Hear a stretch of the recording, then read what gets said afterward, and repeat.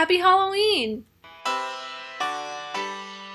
Hey, I'm Amy and welcome back to the very last episode of the Horror Checklist this year. I'm still trying to decide if I want to do it again next year or if I want to even try to do this again. We will see tomorrow. But this is the last episode. It is Halloween!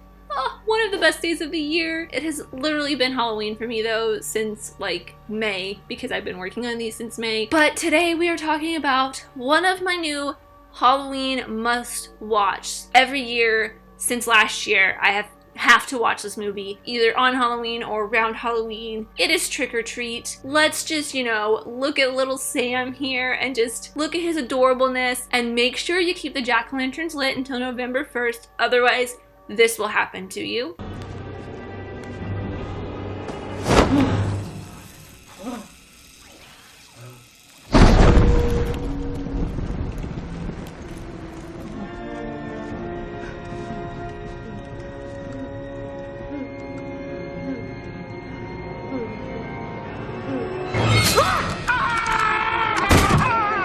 Yes, we don't want to end up like Mr. Kreeg.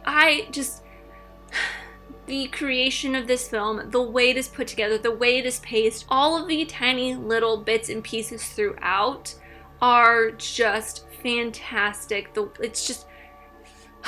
I love the way this film is put together. I love the story. It's not like a perfect story at all, but it's a great one. It's a scary one, and if you have not seen Trick or Treat, I definitely recommend you watch it because you got to. Link in the description to it on Amazon. Purchase it. If you do purchase it, I get a small percentage back because it is an Amazon affiliate link, but I highly recommend it because you're not going to be sorry.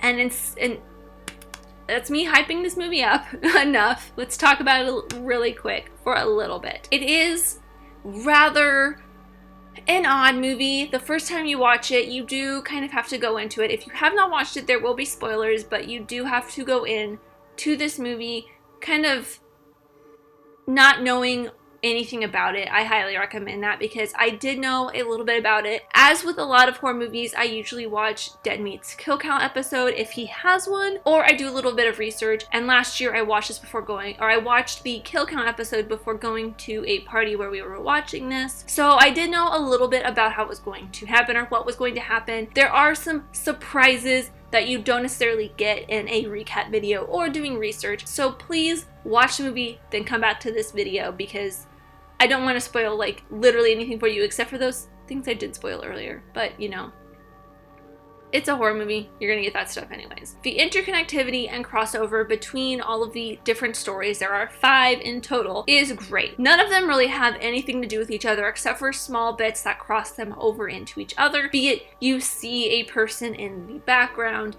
of one shot that is into another story, or there are 2 people that know each other into another story. It all comes around in different parts, and I love the way that they do that. I love the small little bits and pieces that you see of the different stories in the background of other stories, and here are just a couple examples. You see the couple from the beginning bump into the girls that are changing their costumes in the store. You see Sam attacking Mr. Kreeg when Principal Wilkins is going back inside. The bus driver's ring. There's also the double meaning of Laurie's Little Red Riding costume. Also, when one of the werewolf sisters does say while they're in the dressing room, yeah, and Maria Saylor was a girl. So what? She had a nice ass. It all tastes the same in the way. Ladies, there are children out here. At the time, it's kind of just a throwaway line because you don't necessarily know that all of these girls do turn out to be werewolves later on. The second time I watched this movie, I heard that and I was like, oh wow, you know what? I didn't realize that last time I watched this. And there's also the vampire bit that at first seems so out of place when it happens because you don't know who's under that mask. And then finally, once you get to the werewolf party, you do realize that is Principal Wilkins and fun happens. I can't even show half of what happens because it's insane and bloody and nude. And of course, let's talk about cute little old Sam. He is the connective tissue between all these stories, minus all the other small bits and pieces that you get throughout the rest of the film. He looks so cute and innocent until you see that last sequence in Mr. Krieg's story with him. He is a terrifying monster. He is probably, though, one of my favorite horror movie killers that isn't necessarily a slasher, because if you do not follow the Halloween rules, Sam will kill you. But he only kills like a couple people, that's 2 people. Spoilers. Leslie Bibb and Mr. Krieg. Actually, he doesn't kill Mr. Krieg.